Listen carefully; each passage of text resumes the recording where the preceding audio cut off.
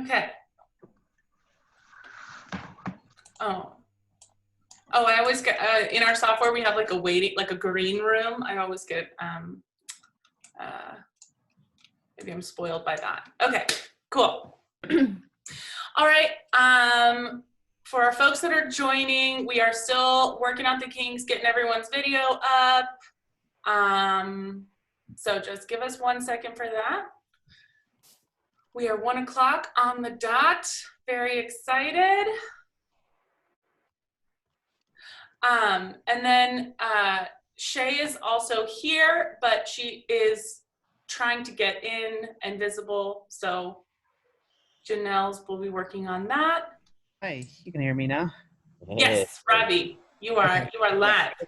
And then I unable to start video because the host has stopped it. Should it be like that? Janelle's working on it. We're gonna get you here for a second. And then Amanda Moss, if you are here, do you want to drop in the comments and we can get you set up as well? Oh, Amanda Moss is here. Janelle, are you working the magic? I am. I'm in the back. Okay. She's doing that. Okay. While we are getting everybody set up, getting their videos on, I think I can just kind of go ahead and start talking a little bit about the background of this. So this all came together very, very quickly. This was actually a Monday afternoon decision. And it really happened because I spoke to 2 people who I admire very much. We had long conversations. They were totally on different sides of this topic. And I talked to one and I was like, those are some really great points. I really see that. And then I spoke to the other and I was like, those are also very, really good points. And so I was wondering, this is something, downtown development and really the future of our city is a topic that is meaningful to a lot of people. And I was wondering if there were people like me who wanted to learn more about this topic of the GPLETs. That's how we're going with pronunciation today. And kind of the downtown development. And, I was seeing on Facebook, I was seeing like, tons of comments from different communities. I was noticing there was maybe not a lot of cross communication. So that's something that I really want to try to today is present both sides in a really fair light. I have a group of panelists that all have a really different experience with it. And so my goal today is to host an engaging and informative discussion of the multifaceted issue of CBDs and GPLETs from a variety of perspectives and really present the data, but also the stories from folks who are very directly impacted by this. There might be some terminology flying around here and there. So we created a definitions and fact sheet that is available on the Facebook event page on the discussion side. You can click that. I can actually live edit it. So if you're seeing things that are just really want to fix, let me know and we can get in there. I really was hoping that, and all the panelists had access to this. We were all furiously last night putting in fact checking, linking. So that was actually really fun to already get that conversation going. Okay, so that's kind of what my goal is with this event, and we have a lot to cover in like a super short amount of time. So I've asked the panelists to be concise and brief with their responses so that we can make sure that we get to all sorts of folks and all sorts of perspectives. And then I really would love to have time at the end for some Q&A because I just know there's so many thoughts on this, and I'm really excited about the variety of folks that have expressed interest in joining this conversation. So. Rules of the road. I think everyone's on mute if you're not talking. I think we're all respecting that.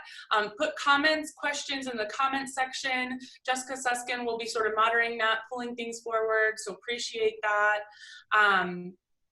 And then something I'd really love is to add some action items. So if you're somebody who's involved with an organization, let people know, like, how can they follow up on this afterwards? Where can they learn more? How can they get involved with your organizations? Please drop that in the comments so that this can really be a catalyst of action, and that's kind of our hope for it.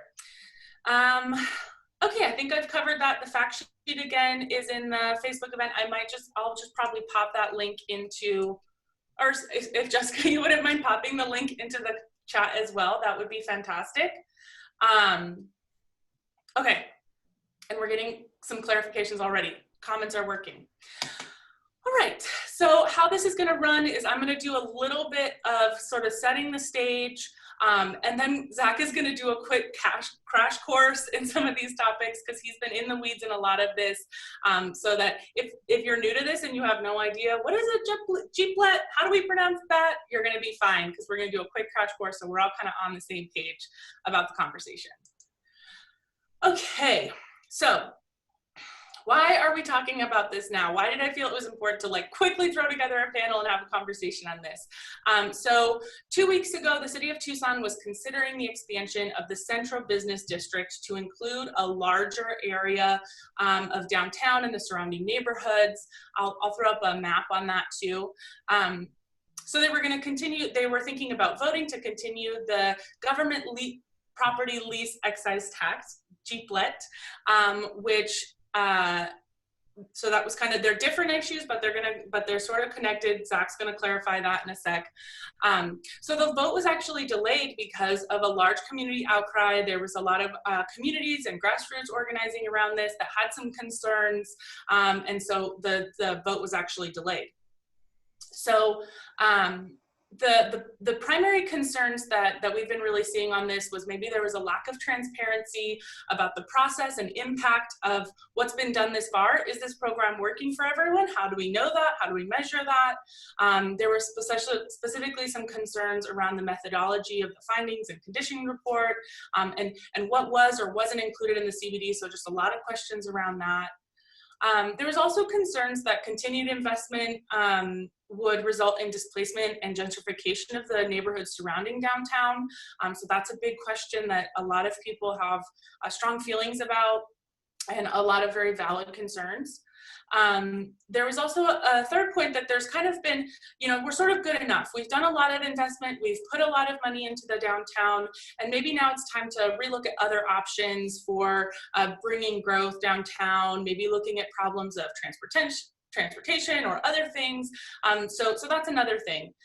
And then finally, kind of underlying all of these concerns was the idea was, have we really learned from the past? I think a lot of folks still feel that Tucson has a long history of maybe making some missteps when it comes, that could be an understatement for some folks, about development, economic initiatives. And so really the community was like, if we haven't learned from the past, are we just gonna repeat this? So on the other side of that argument, are folks that were really hoping to see this, whoop, did I miss a page? Okay. On the other side of this, there's folks who are actually worried that removing this and stopping this is actually going to result in the reverse impact that they were hoping, because they're sort of saying that without the incentive, what's going to happen is development will just continue, but it will be sort of priced out of the local developers that have been part of it thus far. So you're going to see a lot more out of town development, and their concern is that local developers have a little bit more of an incentive to listen to the community. So you could get into a situation that they're priced out and you're just getting these out of town developers, and that would actually make the problem worse that they were trying to fix. There's also a concern that it will increase the pressure on the housing market by preventing housing to be built, and specifically housing that could alleviate some of the higher end demand on some of the surrounding neighborhoods.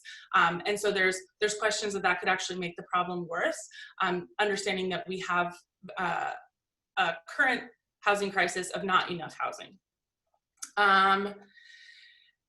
Then there was a concern that maybe there were some unrealistic expectations for affordable housing downtown, given that there's infill. It's an infill situation, which means you're really building in places downtown, which is more expensive because you're renovating historic buildings, you have congestion to deal with, so it's very expensive to build downtown. And so maybe there's a concern that we need to be realistic about what it takes to build downtown, and not presenting it as, oh, just super easy and just rolling in cash when you're building downtown, that it's actually fairly difficult and complicated. But it's worth it for a lot of developers because they believe that doing infill and creating this sort of centralized will actually help prevent some urban sprawl, which is environmentally unfriendly, and it will just continue to have a situation where you have unused lots or dilapidated or underinvested buildings in the city center, while people just do the cheaper option and build out in the corner. So, but these are kind of what the arguments that have been on both sides. I have a little map of the current and proposed central business district. So you see it really does expand outside of downtown to the surrounding areas, up and down the highway as really kind of the commercial business districts. And if you can't see this little map, there's a link inside the fact sheet that will take you to the whole report where there are images and graphics and such that you can check out. So where we're at is that there's sort of three major options on the table. So terminate the CBD so we can cease awarding additional 8-year property tax abatement to the GPLETs, reauthorize it as is and discuss modifications and boundaries later, and maybe even in this sort of middle ground include community benefits agreements where the community could have a bigger say on what stipulations are really surrounding giving this tax incentive. And then the third option is just expand it as is and just continue with the program because this side thinks it's working well and they feel that it's worth continuing to invest in as a community. Okay, that was my intro. I hope that is helpful. So to help me with this topic, I am not an expert in this. I've been doing some crash course learning, but I really brought some people that are that have direct experience with these programs. So I would like to introduce John Lai. He's with Mr. Car Wash, and he is a recipient of a GPLET for moving his headquarters to the downtown area. All right, I want to introduce Amanda Moss. Is she? Okay, there she is. Hey, Amanda Moss. Amanda Moss is a really great friend of mine. She has subject matter expertise in planning, transportation, urban development, data science. She currently works with cities around the country with utilities, municipalities, residential, commercial stakeholders to really help cities move to energy efficiency. She is deeply passionate about equity and access and building cities that are environmentally oriented and socially just. She's been really watching all of this unfold and has been involved. She's also a neighbor across the street from downtown where we work. We often run into each other. I walk to work, she bikes to work. So we're really honored to have Amanda Moss on the call. And she has more concerns about the program. And so she's really gonna help sort of vet those and talk about that aspect of it. We also have Zach Genser, who's active in grassroots community action and through his role as a president of the Menlo Park Neighborhood Association. He's also deeply engaged in regional economic development issues through his daily radio program called The Tipping Point, and is the executive director of Tucson Young Professionals. Janelle Briggs and she also has her partner, Ryan, there too. They're from Stackhouse. Janelle is an up-and-coming entrepreneur focused on the issue of housing affordability, environmental responsibility. She's the co-founder of Stackhouse, and she would like to build the first tiny home residential building in downtown Tucson to make homeownership in a prime downtown location more affordable and sustainable.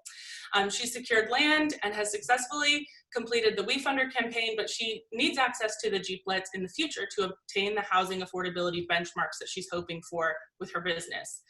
She's really worked with communities to ensure that her business is collaborative and would be really excited to participate in a community benefits agreement down the road. Shay Jimenez is also on this call. She's a 5th generation Tucsonan. She's a practicing architect, a community advocate, a Southside resident. She has 9 years of experience with architecture, planning, design, civic engagement, and her overall practice is based in equitable community development. She sits on the board for the Pima County Health Commission and the secretary of the Barrio Blue Moon Neighborhood Association. She also owns a business called Cuadro LLC. We also have Ravi Patel. He's a software engineer with deep ties to the Tucson community. His family immigrated from India in the early 1990s and used their savings to purchase the University Inn on Stone Avenue. So after living, growing up, and working in the hotel, he went on to graduate from U of A with a marketing and entrepreneurship.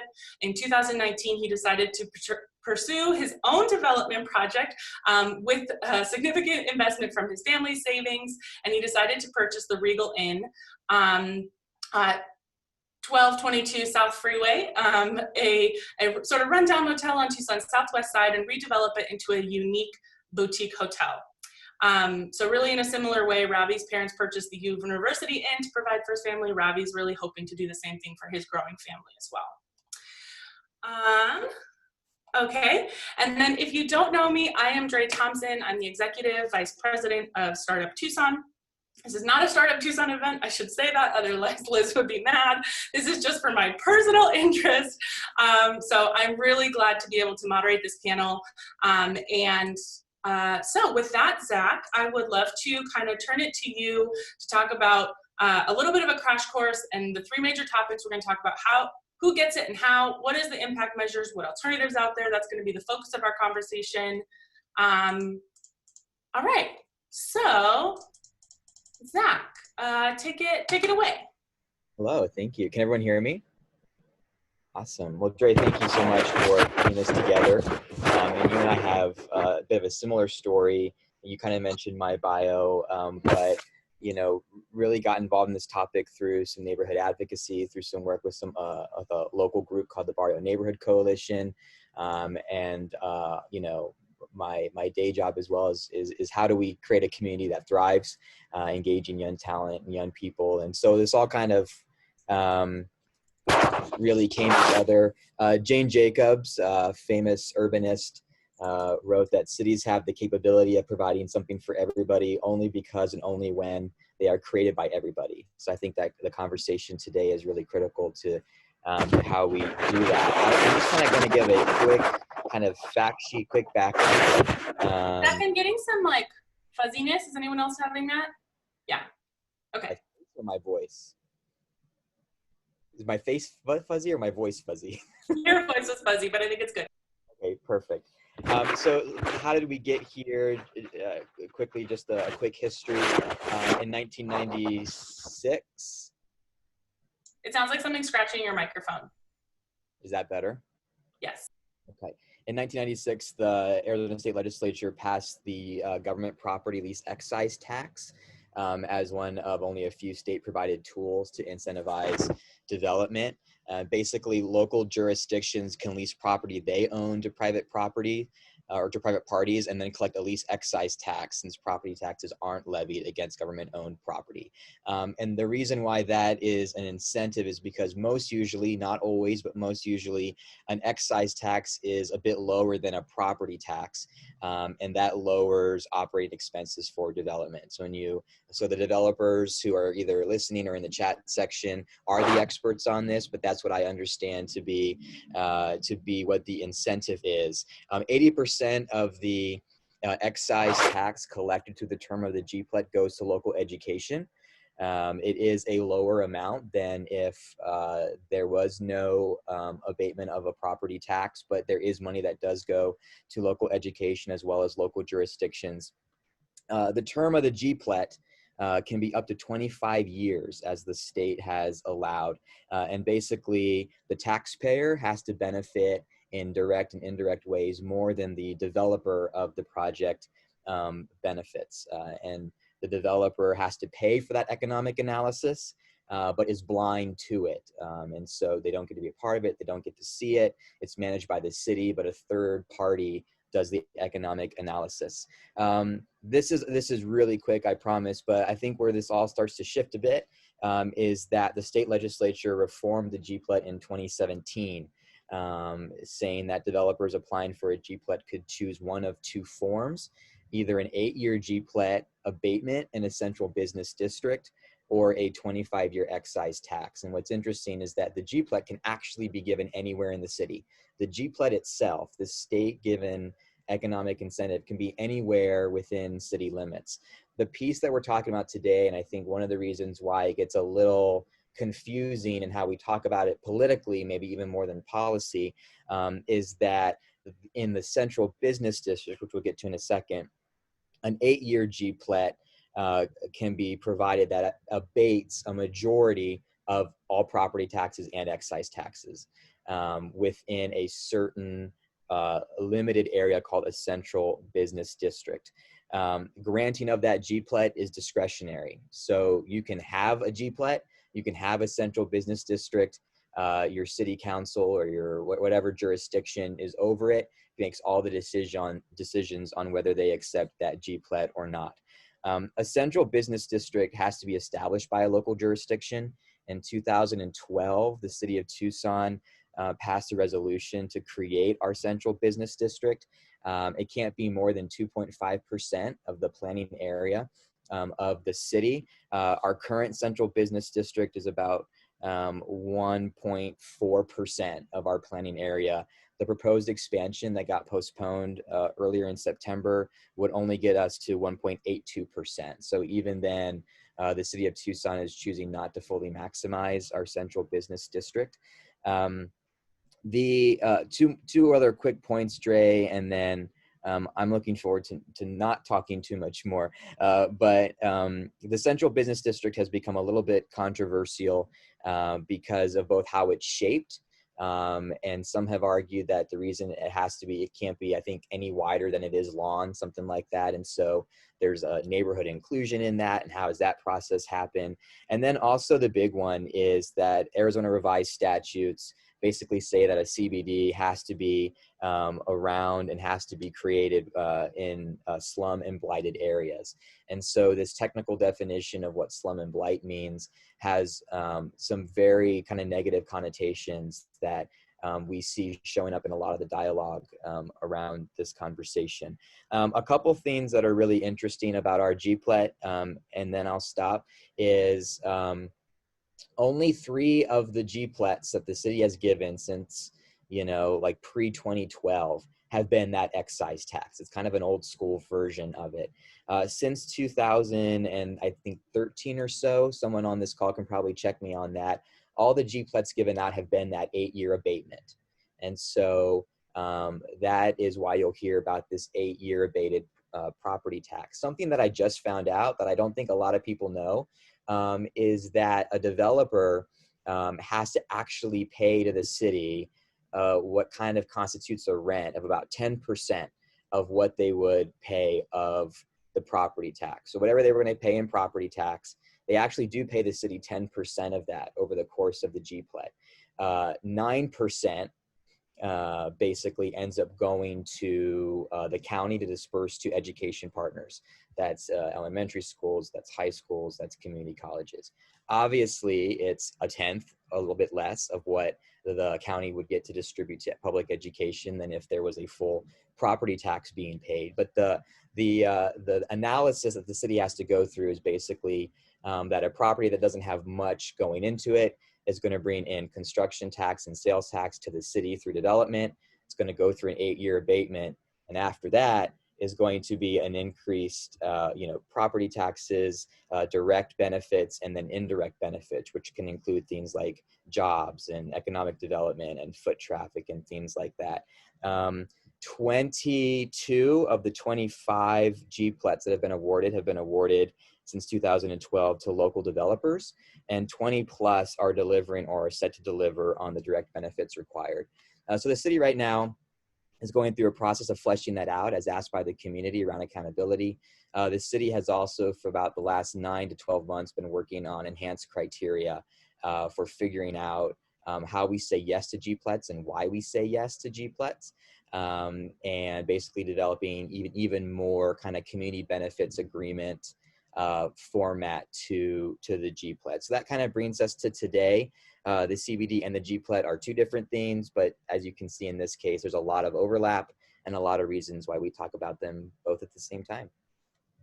All right, cool. So I would love to start the conversation with sort of setting a vision of what we would like. So if I can ask each of the panelists to just very quickly, because we are running behind a little bit, what do you see as success? Like, what should, in your vision, what should downtown Tucson be really providing?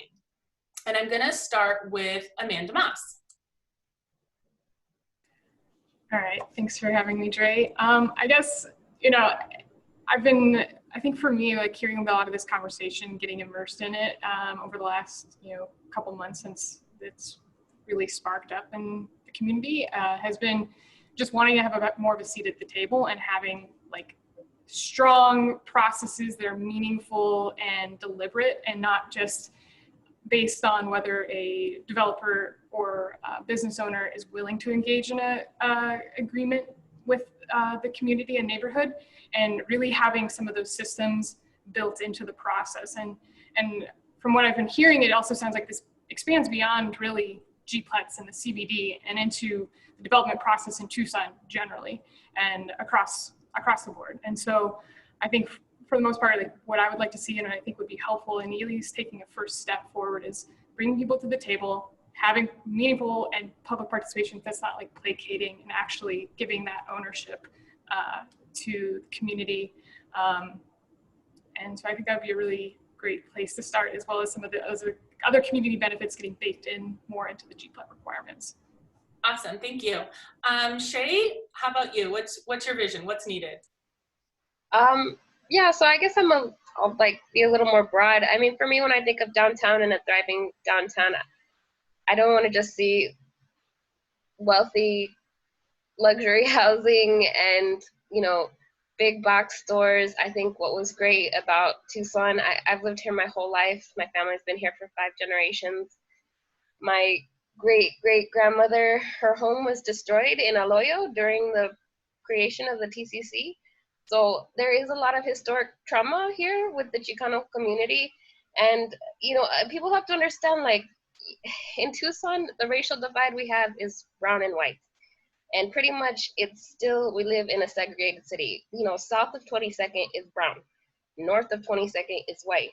And that is by design, and so we're still struggling with undesigning racial inequity in our cities. Tucson is no exception, and I just feel very strongly that what we want in our urban centers is really, the conversation has shifted to how can we create these mixed use, mixed income communities where everyone has access, and access is access to transportation, healthcare, education. We all have equal access. We don't necessarily all, and I think when you talk about access, we're talking about, really access to opportunity, knowing that we're all different, and we're going to be different. But if we allow those opportunities for everyone, to me, those are like the big, broad goals. That's awesome. Thank you so much. John, you want to take a hit at this one?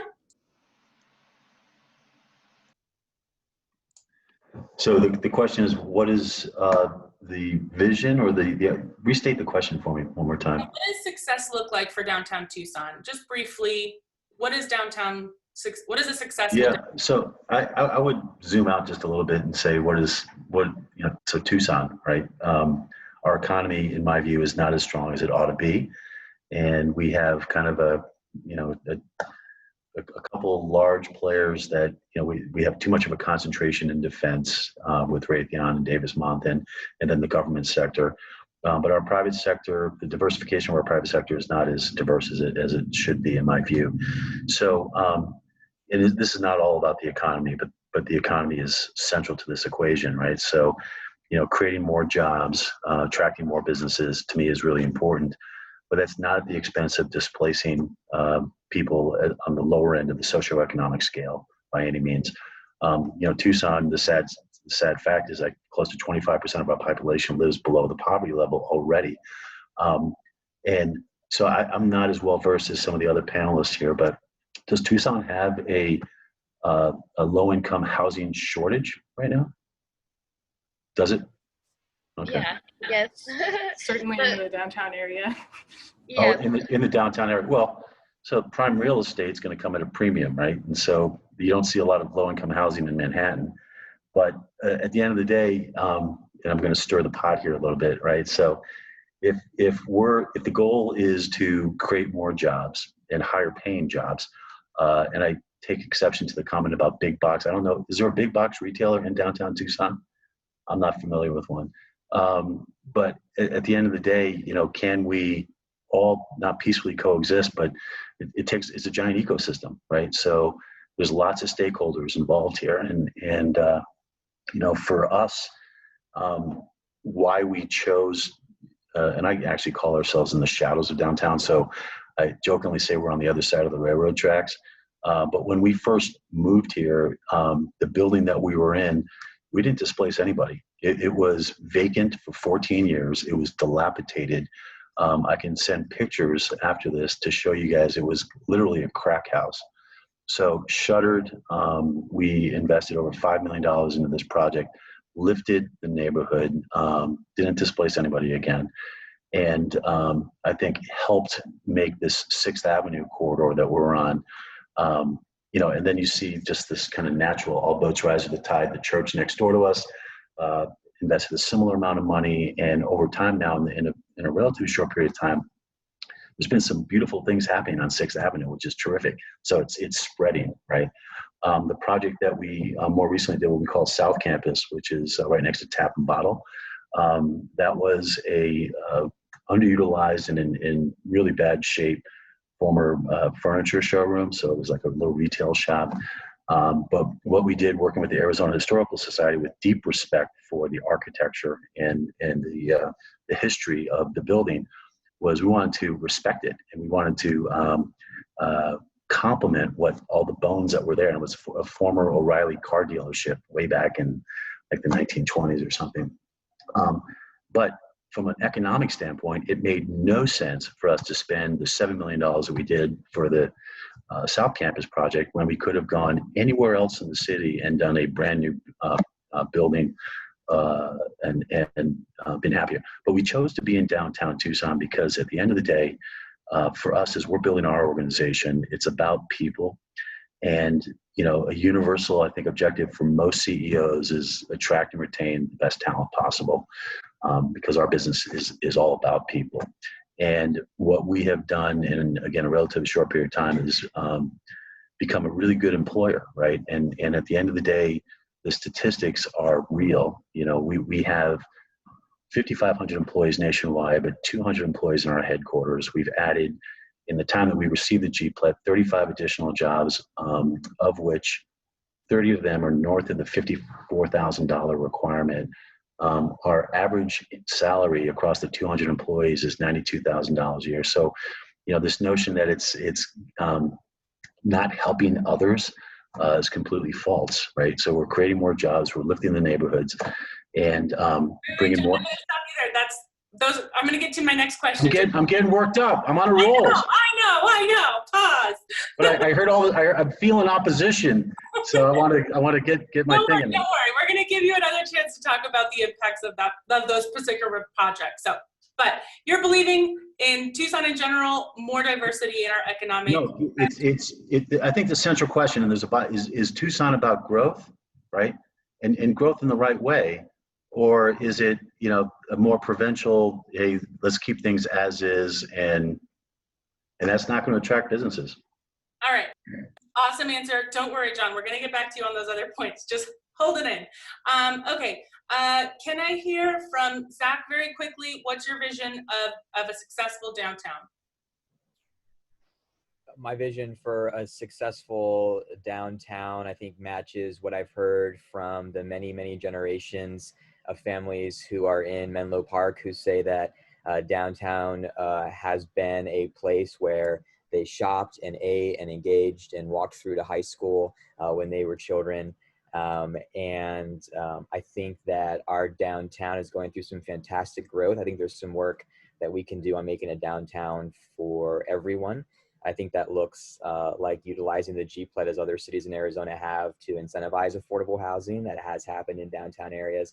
I think it's about making sure that there is housing stock and supply that is diverse. I think it's about making sure that we don't make what other cities have mistakenly done, and that is separated people from their work. That as we grow our jobs in downtown, we need to make sure that our downtown ecosystem has healthy neighborhoods supporting it, and that downtown is healthy, and that makes healthy neighborhoods. I think it has to be a healthy ecosystem our urbanism of the last many decades has separated the two. And I think if we are able to have a diversity of people living and working in the downtown area, we'll be successful. All right, since we are running behind, Janelle or Ravi, which one you want to take? Which one of you wants to take this one? Ravi? All right, Ravi, hit it. I'll let Janelle take it if she wants. Our vision at Stacked House for downtown Tucson is just a vibrant, collaborative community. We are so excited to be building our company in downtown Tucson, where there's Startup Tucson, there's Forge, there's local restaurants where you can meet with your team. We're excited to build with our neighbors and to continue providing jobs and housing as our city grows. That's our vision. All right, awesome. Great job. Okay, so now getting into a little bit more of the meat here, talking a little bit about who gets the benefit and why. I sort of created questions for each of you, a little bit different based on your backgrounds and what you're bringing. So I wanted to have people who had direct experience with the GPLET just to be able to speak to that, and also folks from the community perspective who've been observing the development as it's happened. Okay, so since Ravi, you didn't get a talk last time, we'll start with you. Are there things that you learned in your process of applying for the GPLET that you feel people should know or might surprise you about the process? So just again, reminding you, Ravi's business is pending right now. He's in the process of being approved, and he would be directly affected if this process was stopped. So, all right.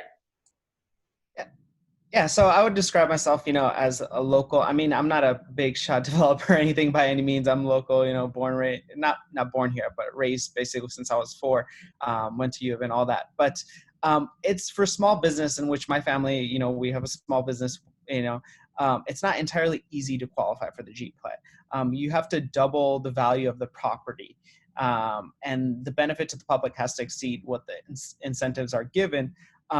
So I like to make things simple, but how I think of it is if my property is valued at, let's say, $1 million, I have to spend another $1 million to double its value. That's not an easy feat. That's a lot of small businesses don't have that much of savings. My parents have worked 25 years to have enough savings to invest in this new project that we're doing. Secondly, I mean, GPLET is not completely free. I mean, we have to spend $5,000 for the economic analysis. That's I have no input on, and they determine if it's a reasonable project or not. Another point is that the GPLET isn't a free ride. In my specific scenario, I'm still paying a portion. I think Zach touched on this. I'm still paying a certain portion of my property tax that still goes to schools, and I think goes to a couple other things. I'm not 100% sure, but there's still some portion. So I think of it as a discounted property tax, And fourth, I've been working on my GPLET since November of 2019. The process is long and it's taking longer, and there's more additional steps that are being added that weren't there before already. I've engaged with the community lots of times, and I have a really, really good relationship with them. That's been very, very positive. And I wanted that even before the GPLET or even without the GPLET. But I've learned a lot from the community, and because of the relationship that we've had, they've supported the GPLET for my property. There's so many other details I could go into about the property, about all the negative, for the community of that property, and that could be probably for another discussion. But I really took in feedback from the community, and it's hard. One point I want to make is it's really hard to. So I do have a community benefits agreement that's just a document explaining things that I'm going to be providing for the community. It's hard to build that CBA document without financially coming out of pocket for things, right? It's really hard to figure out free things that we can give as a business to help support the community. I mean, there are certain elements, but we have to realize that the GPLET is financially, it's something to incentivize the developer to put in money, right? But if we have a CBA that's asking to put in more money, that defeats the purpose. So yeah, that's pretty much the interesting points I had. That's awesome. I think those are all really valid and things that I was learning in this process as well. Okay, so Putting you on the hot seat here, Janelle. All right, City of Tucson, you're asking for a GPLET. Can you tell me, as someone who would like to participate in the program, why is it that you feel your organization fits well into the type of company all of us should invest in as a city, and give you that ability to access that tax incentive? Yeah, so Stackhouse is a local Tucson company. It's the brainchild of my partner, Ryan Egan, who was born and raised in Tucson. And the goal of our company is to provide a new entry point into the home ownership market. Our goal is to provide attainable housing to downtown cities. And so we've requested the GPLET to help us build the very first Stackhouse location here in Tucson. We build infrastructure to dock shipping container tiny homes. We had this concept in 2017, and based on those financials, we've been advertising a starting rent of $650 a month. And we need the GPLET to be able to still offer that rent when we finally are able to open in 2021. So with this tax abatement, it essentially allows us to charge a lower rent than anyone else in the market and still be able to pay all of our bills.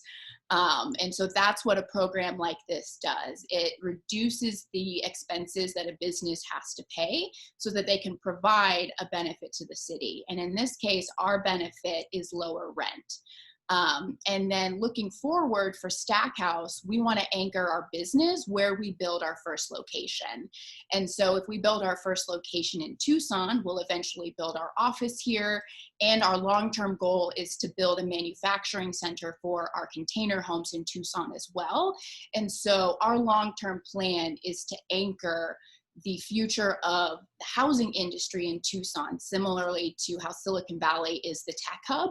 We believe that Tucson can be the real estate hub with architecture and engineering at the University of Arizona and the trades at Pima Community College. We're in conversations with them about adding manufactured housing as a degree line so that we have a pipeline of employees to eventually build container homes that will ship all over the country and eventually around the world. All right, I feel like you've been practicing that pitch, girl. That's great, fantastic. Thank you so much for your response. All right, Shay, I wanted to go to you next. So one of the major concerns from those who are opposed to the process is a perceived lack of transparency and potential negative impacts to the development on the surrounding areas, especially through cultural displacement, cultural and physical displacement. So can you speak to that concern and why this is really important to be part of the conversation? Yeah, I mean, I think I just, again, it's very personal to me because of my family history. I own a home in Blue Moon, which I'm equally interested in, developing for myself. And I'm an practicing architect, so I understand development and I understand, kind of both worlds, I feel, which, again, gives me a very unique perspective. So I understand, some of these things are tools, right? That's what they are. These are economic tools, like the GPLET is. And that tool can either be used, really for good or bad, depending on whose hands it's in. And so, so again, it's hard for me because I kind of see things both ways. But at the same time, I think what really is missing is that the existing residents in Tucson, especially those lower income residents, they never really are considered in these conversations. The impacts that that these incentives, the indirect impacts that they have, the indirect negative impacts they have on, like, for example, our schools are already struggling.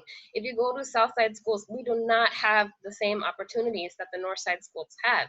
In fact, those, what we see in Tucson in general is a pattern of white flight. All the wealth is in the county. It has moved outside the center of the city. So we have, just major disinvestment in the center of our city. And how is this, these tax-free, how are these tax-free areas going to continue to further disinvest from our education systems, from our local residents who've grown up here, who've been here for many, many generations. And yeah, I get that, we're just always told and bought it, into to buy into this narrative that only only rich people deserve nice things. Only rich people, you know. But what is the benefit for people who are working in the service sector, which is, you know, the majority of people who are long-term residents here in Tucson? You know, what is the benefit to them? How are they going to be able to be upwardly mobile? How do these processes build in the opportunity for people to become upwardly mobile, to raise themselves up by their bootstraps and do all this other, you know, all these narratives that we're fed, when in many ways, you know, these types of tax structures don't do anything to help us. And in fact, because they take away from our education systems, they take away from our, you know, community potential, you know, access to transportation, you know, public money that could go to better public, you know, transportation. You know, it's really difficult to quantify. And I think that's really the trouble is how do you quantify these benefits versus these, you know, the carrot versus the stick, like, you know. And so part of me wonders if really looking at all these tax abatements, like how do you build in those accountability measures? How do you build in, you know, also allowing for the local to compete, you know? how do you, you know, how do you build in that economic opportunity for people who are on the lower end of the, you know, the socioeconomic spectrum? People. Okay, thank you so much, Shay, for that awesome answer. Again, we're like super crunch, so I'm gonna cut you there, but that's really succinctly a beautiful addition to the conversation. Zach, do you want to respond to that, or something else related to the research that you've been doing on the GPLETs and how it specifically, like the things that Shay brought up, the transparency, the impacted measure of the community, and what is the benefit to the neighborhoods that you represent, like Menlo Park? Yeah, Shay brought up some good points. I think brought up a lot of what is discussed at the neighborhood level of are we able to look at the direct and indirect benefits and make sure that when the community is foregoing 8 years of property tax on these projects, are we assured that we're going to get even more revenue economically from it? What does that accountability process look like? I think, interestingly enough, this is completely objective. As we're starting to see some numbers, the answer most of the time is yes. And so we're seeing that answer be more yes, that the economic income from these are working. I think to just add to Shay's point, I think one of the concerns that I often hear in the community, and one that I agree with, is I think when we talk about in the downtown core and the urban core especially, how does economic initiatives and how does housing and community development work together to make sure that as we are seeing parts of the community become revitalized and re-energized, that we are having a housing policy that makes sure that the multi-generational homeowner gets to stay. But also in my case, I've watched, a home that I bought a few years ago in Menlo Park become something that I couldn't buy now if I had to buy it. And so how do we make sure that we're also allowing for entry of new residents and older residents who've been there for a while get to stay as well? I think that one of the things that would be great to see that we haven't seen quite yet is using the GPLET to incentivize affordable housing, to see that has been done. And to Shay's point, and this is on the city council at a policy matter, would love to see the GPLET be used to incentivize local developers to craft the smart growth that we want as a community. The ability is there. But if there isn't a policy vision for that, then we will have the questions that we have today. So oftentimes I'll hear economic initiatives say, well, we're not here to gentrify the neighborhood. And I actually believe that for the most part, but the impacts of new development can create housing and community shifts that I think other departments of this city have to be hand in hand with to make sure that we are seeing sustainable smart growth. And I think some of those concerns I hear in the neighborhood as well. I would say that when it comes to homeowners, Dre, if I could jump in for a second, I think I want to clarify a few things that the actual economic impact of the GPLETs is something that's been in question and was raised by several council members in the last meeting. So they're actually not sure, as far as I'm aware of, or the community hasn't been made aware, what is the actual impact, and are they delivering in the way that they were promised to deliver. So, and I think that disentangling too for a minute, what we see in downtown is not just GPLETs. There has been a lot of policy, there has been a lot of investment going into downtown that are separate from GPLETs completely. For example, the streetcar. You know, from a planning perspective, streetcar is actually like touted, or anything where you're like laying tracks, physical tracks, is considered to be a major investment and way for to actually signal to investors that putting property in here and investing in property redevelopment or whatever is going to be a safe bet. And so those types of development, that type of infrastructure that the community is paying for, is also a big component in this piece. And I think, just to zoom out for a minute, you know, I think that looking at city of Tucson, you feel that, I get the sense that real estate development is getting conflated with economic development. And I think Shay brought up a lot of this in that with talking about our schools. And so it's like, yeah, great, this GPLET project's gonna do it better than this empty parking lot, but schools are still struggling. They've been struggling for decades, and that has a lot of different factors. But when you continue to say, like, we're just going to continue to push off investing for another 8 years, and these at the maximum value, and when we were looking at some of the rents on our Google Sheet this past evening, and we were saying, like, all right, I think it was the most recent apartment building going in on 5th and Broadway, and it's like $14,000 rent, 10% goes to the city, 90% goes to the county services, including public school. And when you like break that out, it's about 7% what the expected actual payment that they would be making to the county in taxes. And so when you think about that and the compounding effect that has over year when our teachers are, you know, underpaid, counselors in schools are not being provided, they're having, like, I grew up in the TUSD school system and remember not having like paper towels and soap in my bathrooms. And so it's like, when you start to think this, it's like, we really need to disentangle this idea that just because you're putting a new building in and that's going to trickle down, especially when, you know, looking at some of the wages from some of the bigger businesses that have gotten GPLETs, you know, including like the Marriott, the Hyatts, and some of the other ones, you see that they're not really paying their workers livable wages. So you have, you know, service industry folks that in the summertime are trying to not pay, or trying to like figure out how to pay rent, and they're still making a below minimum wage, even though this big tax break has been given to this company.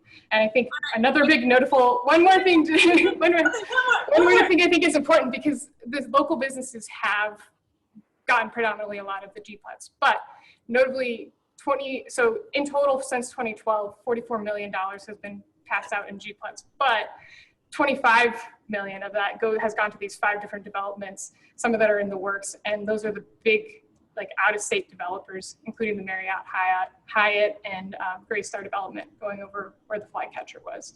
And so I think, like, putting these things into perspective kind of really raises why the community is concerned about this, and concerned about that this investment is not trickling down, and we're just kind of seeing a persistent, you know, we're getting gaslit that trickle-down economics is really going to work in our community here. All right, thank you, Amanda. And awesome, that was actually a really great fact. I would love to have that in the fact sheet. If you can link me to the percentages of them, that's really cool to know. All right, John, I told you that you would get to your question, but we are 7 minutes to the end. I should have made this an hour and a half. I'm realizing now, because we only got to 2 of my 5 questions. But okay, so I did want to talk to you a little bit more about, the results and the impact that you've seen in your community. So can you talk a little bit more specifically about the number of jobs? You started to get into, as a car wash, you have sort of a range of job options. So you have a lot of employees who are kind of on the whole spectrum. So can you talk a little bit about your employees and the investment that you're specifically making in your employees, and why you think that relates to the GPLET and moving downtown, and how that kind of added up into your equation of that choice? Yeah. in 2 minutes or less, right? In 2 minutes or less, all of the things. Okay, Yeah, so let's say 5 minutes. You got 5 minutes, and you said you. I'll try to be concise. So let me tell you what I'm not, because it seems like there's an anti-developer sentiment. I'm feeling the vibe, right? And then there's definitely a pro. We got to get more affordable housing, and obviously I'm not as well versed in that as I ought to be, but I will study this afterwards because I'm intrigued. But we're not a hotel company either. Okay, so we're not a developer, we're not a hotel company. We're a business, and so the monies that we invested, and the monies that we have benefit from through this incentive, have helped us continue our growth trajectory. And at the core, just to circle back to where I started, we're creating jobs, right? We're creating high-paying jobs.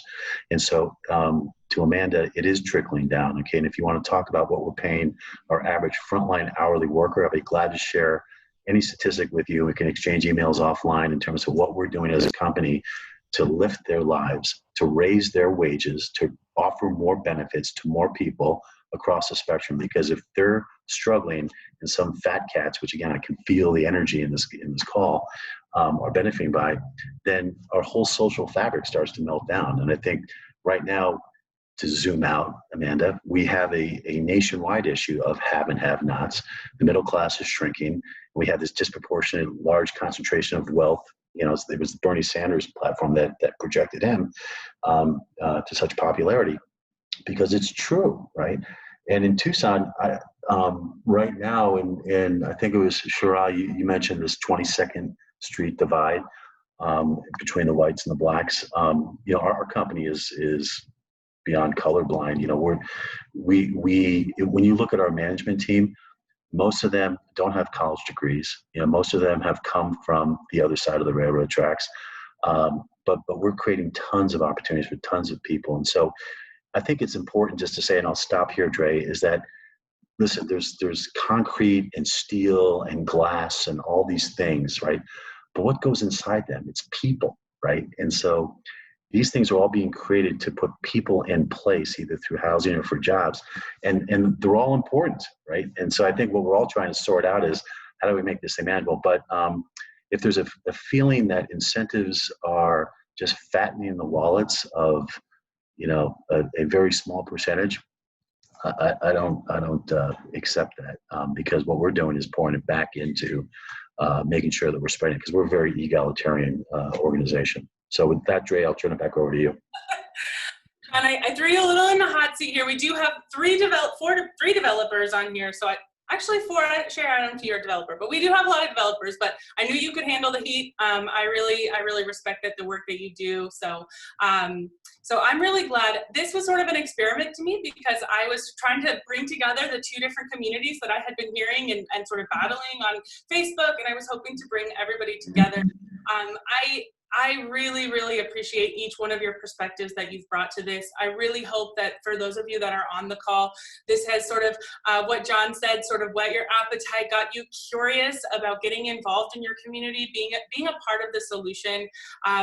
So we want the community to be a part of building downtown, but we can't do that if the community doesn't show up. So do show up, voice your opinion. I think that, I really hope that you will all look at the fact sheet and really talk about that, because I really hope that we can ground our conversations in the facts and the numbers. Zach says that the numbers are specifically coming out, I think, tomorrow, about some more of the economic impact that's happened.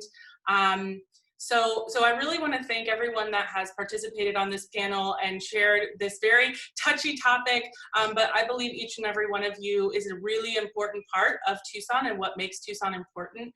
And without you and your voice and the work that you've done, we really can't do the smart growth that we're all hoping to accomplish.